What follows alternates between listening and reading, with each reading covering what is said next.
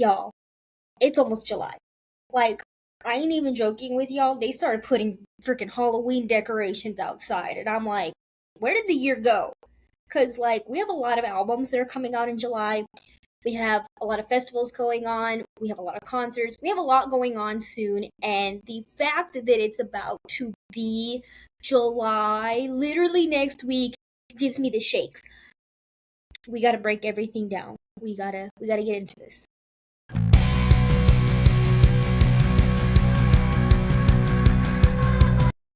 Hello, welcome back to Breakdowns and Bows with me, your host ASOS. Please make sure that you guys like, please make sure you guys subscribe, please make sure you guys share this.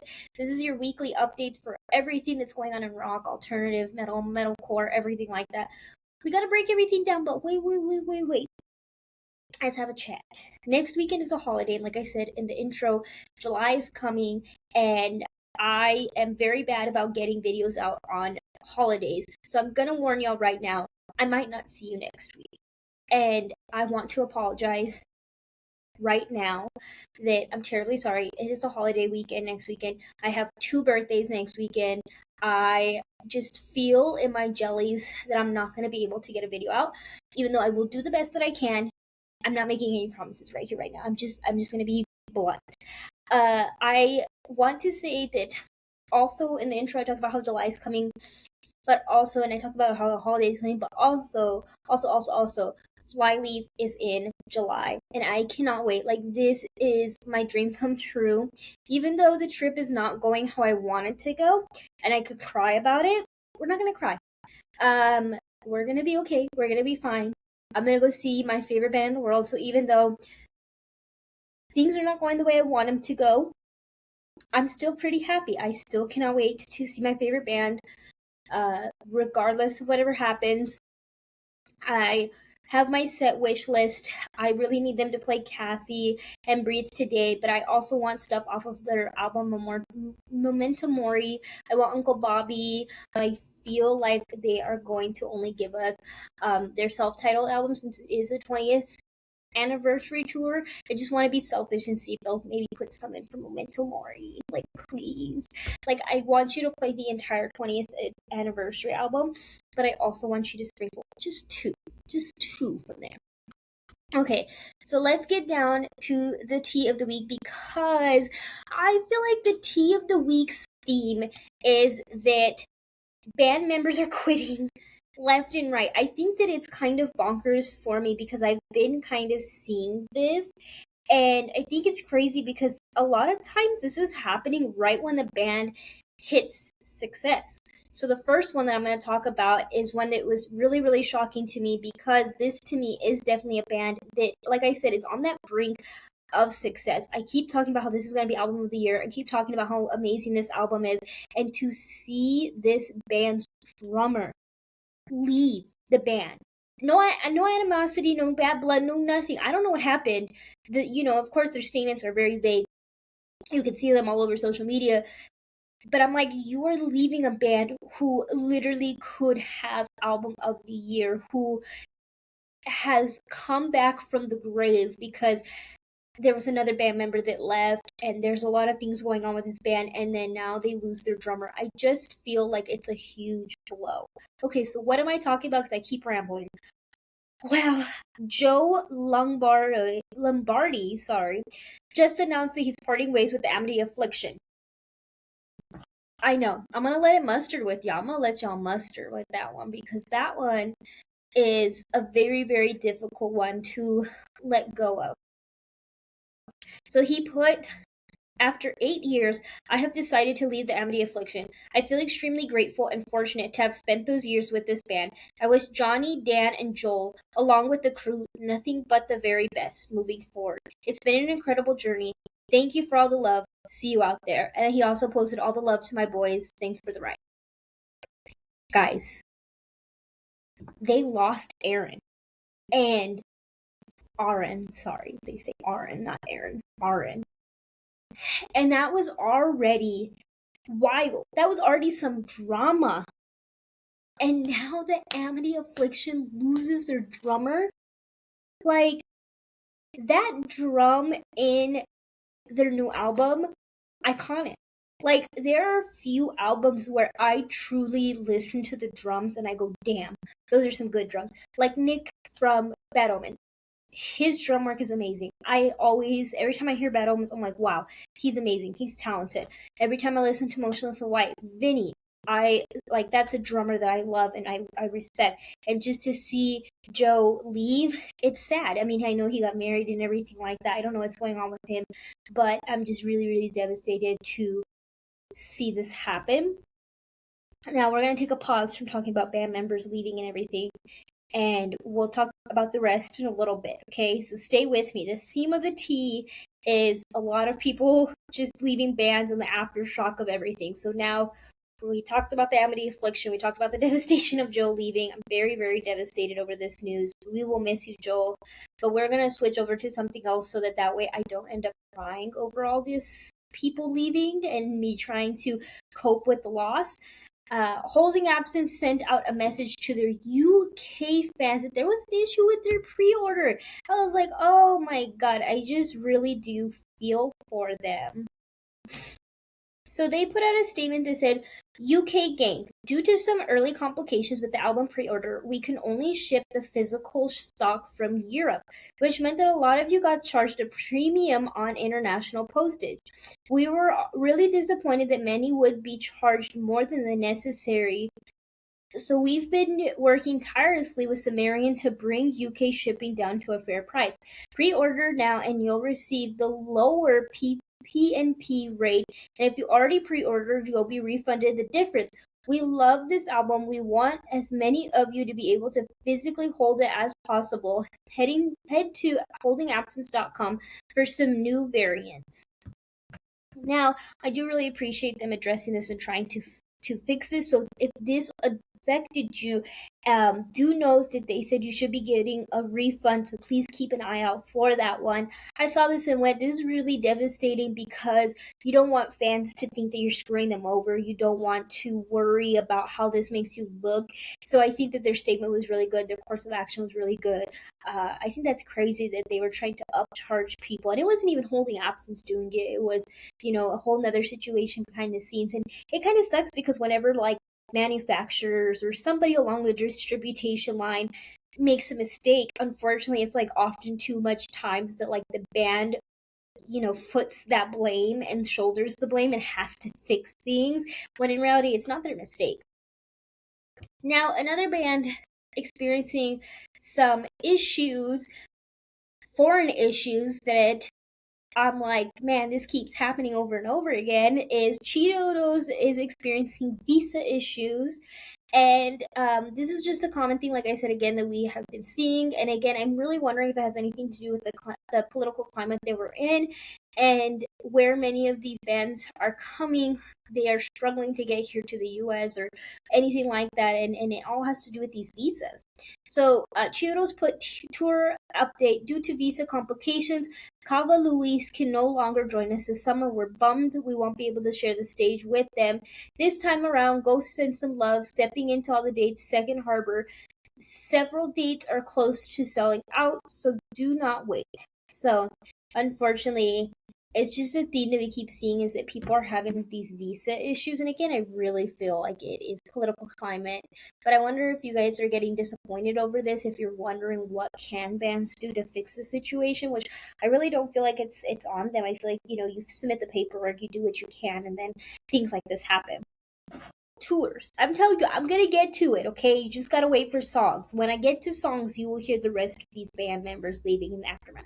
But tours, there are still a bunch of tours coming out. Holding Absence had announced a US tour that is co-headlined with Arm's Length, with support from Bloom and from House Holmes Girl. We finally have some overlap. So I hope the Holding Absence does not have any visa issues. We're gonna knock on wood, knock on wood. But we have some overlap right now. So I live in El Paso, Texas. I talk about all the time. I talk about how I live here. For concerts, 80% of the time I have to go to Albuquerque for concerts, or I have to go to Arizona. Sometimes I go to Dallas, sometimes I go to San Antonio, but Albuquerque and Phoenix are way closer to me than Dallas and San Antonio. Google that. Google the distance from El Paso, Texas to San Antonio or to Dallas, Texas. I'll wait. And I'll let you figure that out.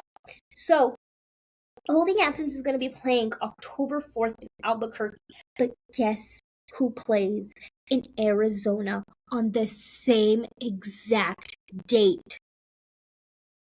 If not for me, Windwalkers, and True North. I always get those two bands confused. It's almost sold out, which I guess is like giving people the easy choice of like, okay, I'll just go to Holding Absence because the Windwalkers show is sold out.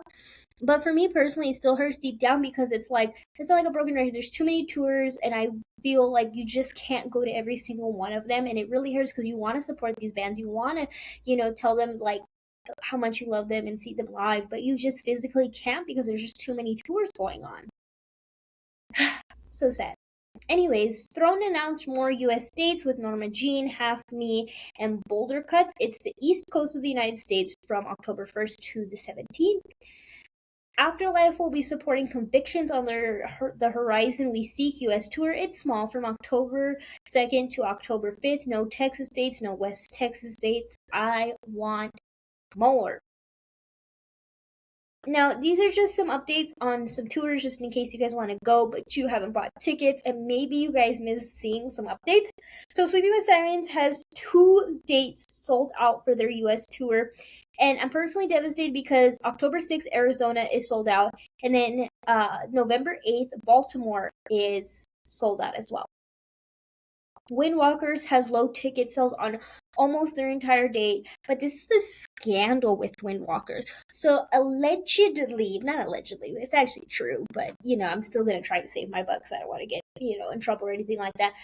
So they booked small venues. So they did that because I guess it's just easier or whatever, but they booked really small venues. So it's not selling out because there's a large capacity. These venues are very, very small capacity. Like somebody told me to compare it to some of the bars that we have downtown.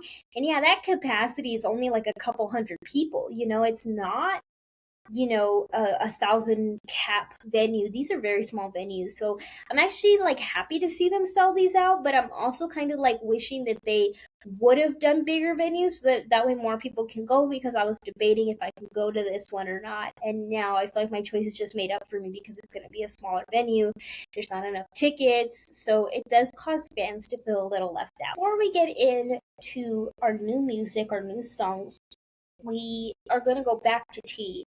And I saw a comment, and the comment was calling out everybody who stopped supporting I Prevail after Brian came out and spoke about his side of leaving the band and what he's been going through personally. Now, here's my point, and here's my opinion. Why would you be okay with a band not supporting somebody with clear mental health issues? And not just that, but dealing with being sick. Like, Brian had gotten vocal surgery, he was having issues with his voice, he was struggling to play shows.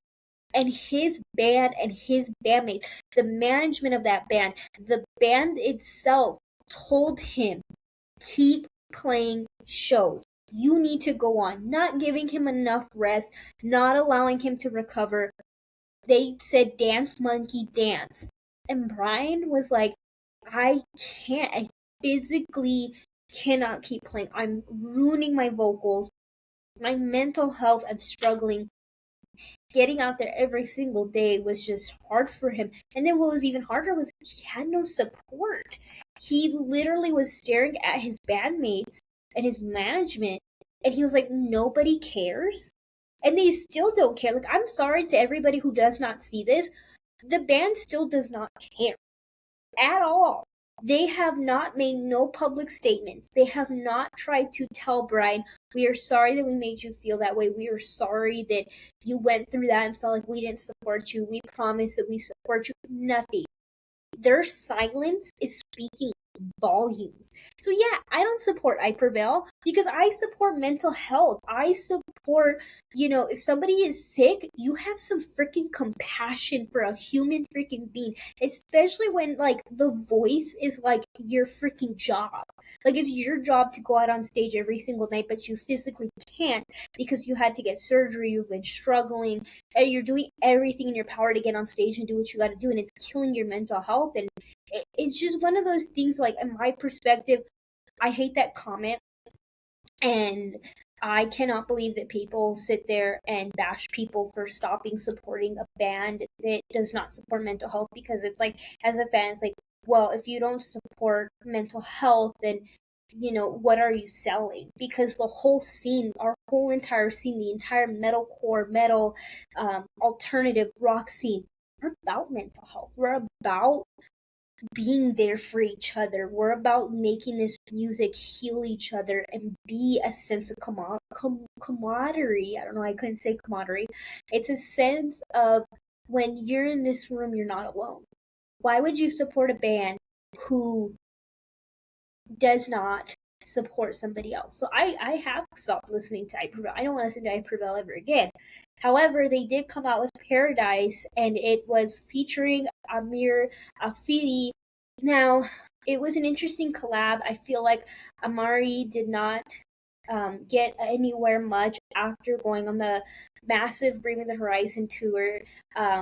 I feel like she's not being pushed as much. I feel like it was a big thing for the plot and even a big thing for Motionless White, but not really for her. I feel like she really didn't get much of an opportunity to shine, and not a lot of people looked at her and was like, I love her. But I love her personally, and I love this opportunity for her, even if I don't support the band. She killed it on the song. Her vocals were blown away from clean to screaming. I wish this was only her song. I think if this was only her song, I would be like Song of the Year. That's how fucking good it is with just her vocals alone. But with that said, I do think it was interesting because Prevail's a screamer who's never done clean vocals before did do clean vocals on this track, and I do hate to support it. That was interesting, and again, I think it's a banger with just Amiri. I don't really like Prevail right now. I still just can't get over how they treated somebody. And again, I get it. Everybody has their opinion, but mine is mine. If you want to listen to the song, listen to it. Her voice is a freaking angel. Don't hate on her just because of somebody else's decisions. Metalcore is back. Deathcore is back. I'm not stuttering, okay? Deathcore is back. Dehumanized by Bring Me the Horizon. The Deathcore Kings are back. Holy cow. First of all, the music video is very graphic. It was giving Suicide Silence to me. I don't know if you guys remember that music video from Suicide Silence, but that was the vibe that it was getting, but very dark. And they had all this blood, guts, everything like that. People's heads were being shaved. They gave you a full disclosure warning at the beginning. I felt like the shaved heads, though, were supposed to mean something, in my personal opinion. I will say two negatives, and I know people are going to hate me because I'm just so brutally honest and I say the quiet shit out loud. But I have two negatives. I wish there was two clean vocal moments because it was just so heavy and so full of screams. I was like, yes. And then we had that one clean vocal moment come in, and I was like, okay, like, I like that moment, right? What else are you gonna get me? And then it was just pure screams throughout the song. And I feel like they could have ended with more clean vocals just to kind of like finish it off. Like maybe like a clean vocal into like a scream or something like that. Like something to tie it all together. I felt like it was just like, here's a clean vocal and then right back to the screamings. It kind of felt like, here you go. And I was like, oh, okay. Second thing is that I wish the breakdown was more because I felt like there was two in the song, but it wasn't giving me enough. Like I was like, oh, here's a breakdown, and then and I was like, oh, breakdown, and then and so I feel like the breakdown could have been a little bit better. I feel like if the breakdown was sick, then I wouldn't care about the clean vocal issue. But since the breakdown kind of let me down a little bit, but overall it was hard, it was heavy, it was refreshing to see them go back to this original genre of theirs and their sound and everything like that.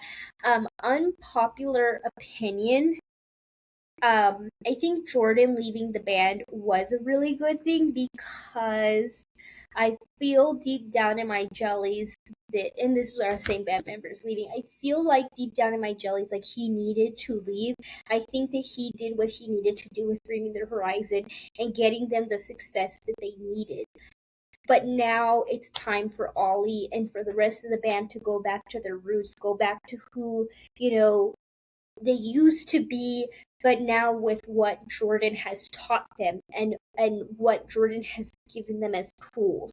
So I think that that's very cool. But Ollie had said that this new song, Dehumanized, was born from the band's decision to wave Palestine flags during their performance. So it says that at an event that happened last year, the band was waving Palestine flags during a performance at a reading festival. I was told that peacefully raising a flag on stage in recognition of humanitarian catastrophe unfolding where children were being killed would most likely carry a career-ending consequences. It made me realize how silent, conditioned we are to suppress humanity, which is so true. I think that that's why I felt like there was like a deeper message when I listened to it, and now I was right. I feel like that's so true because even System of a Down's lead vocalist says all the time, it's really hard for them as a band because he's so vocal and he's so for his cause, but the music scene, it doesn't matter which genre, in your pop, your punk, your rock, your country, the music scene does not allow you to have an opinion. The public or the fans don't even let you have an opinion. It's like, look at Beartooth with Caleb Shobo. He came out as gay, and that has been the most controversial, polarizing things ever because people are like, oh, that's what you support, and people go up in arms about things like that. Bands giving their political opinions causes fans to be like, well, I'm not going to be a fan of you anymore because you support this. And it can be very career ending, unfortunately. Like, again, I hate agreeing on that, and I hate saying that out loud because it does suck, and I feel like we shouldn't just dehumanize people. Like, I think that, like, if you have an opinion, you should be allowed to say your opinion. And the fact that we're so conditioned to always be so silent, it's not getting us anywhere in this world. And again, it's very political, but I just think that I agree with Ollie and his message and everything like that. I think that that's why I love bands that are not afraid to say what they need to say, and they're like, hey, this is our opinion, this is not right, this is what we support. Things by Loathe. This song is very gothic vampire vibe. The vocals are so good, and the music video adds to like the vampiric vibe that I was getting. The song ends, but it keeps going on an instrumental vibe, and I really did not know. Like, I thought the song ended, and I was like, oh no, the song is going for like a lot longer. I was like, all right, that's pretty interesting. So I do recommend you go listen to that song. Uh, Tear by Hollow Pact. Gut punch, clean vocals are good. I appreciate all types of vocals. It was so damn good. Pulling vocals for me. The screams came in. They gave you this itchy moment. Then, where it was like in one ear to the other. The lyrics, the chorus was catchy. It gives you something memorable. And also, this is another band signed to Sumerian Records. What is their plot? World domination? And I even put that on Sumerian Records post, and the band commented back, "Let's go." And I was like, shh, freaking world domination over here at Sumerian Records. To re-record some information because I got it wrong and I feel very embarrassed over it. So, uh, Sleep Theory's song that just came out, My Heart, is a cover of Paramore's song. And I think it's very interesting that they've been releasing covers and not really giving us any new music because I want new music. But like I said, we are getting covers. And they had posted on the original Red Couch, Paramore Red Couch, which I thought was so good. And I think that it was really cool to see them do covers. So go listen to Sleep Theory's cover of Paramore's song. If you guys have not heard it already, it has been out for almost a whole week now. Always support. Raw by Crown the Empire. They are back, but they're back and there's a lot of talk online. So a lot of their band members left. Remember, I told you we would come back to it, okay? We were getting there one by one on each story. They lost a lot of band members. They only have 2 band members left. That's it. They just have Andy, and then I don't know who the other guy is, but I know he's been in the band for a long time. And literally, it's just a 2-piece band. And the song's called Raw. And literally, somebody said, Crown the Pilot. It is like very, very like pop. It's very like not rock at all. It's like this, like, yeah, I guess you would say like um uh why can't I think of their name? 21 Pilots. It's very 21 Pilots vibes. It's not my cup of tea, but the comments are very interesting. It's weird because when I was on YouTube, it looked really positive. When I went to Instagram and TikTok, whole other vibe. Everybody was like, oh my god, they only have two vocalists. Why can't they go back to this old sound? Like, this is what happens when you go through 10 band members, which was alleged. It was a lot of negativity. So I do want to know what you guys think about Crown the Empire not having any members and it just being a two-piece. Like, how are they going to go on Warped Tour? You know, how are they going to play their songs? I'm really curious to see what's going to happen, because when I first started out doing YouTube and I started doing my YouTube videos, you know, I would report a lot on the Empire and about their music videos, and I really liked what they used to do. So it's very interesting kind of vibe.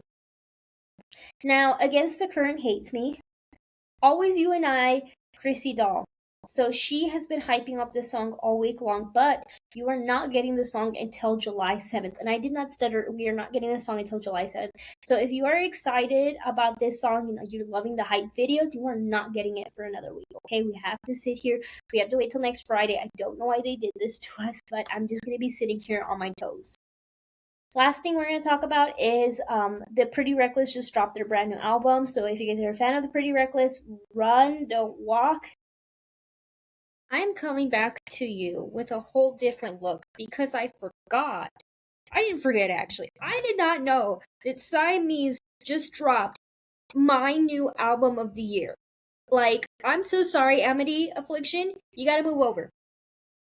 Officially, this is what is taking your spot. Dissolution by Siamese. It's only 10 songs, and this album slaps. Oh my god, I did not know that they dropped this. And then I saw a collab with Caskets, and I went, oh, baby girl, you gotta shut your mouth. You telling me that you're doing a collab with Caskets? Those are my two favorite bands right now that I think everybody's sleeping on. So when I saw the Caskets collab, I was like losing my mind. And then I saw that they released their entire album, and then I lost my mind even more. It's non-skippable.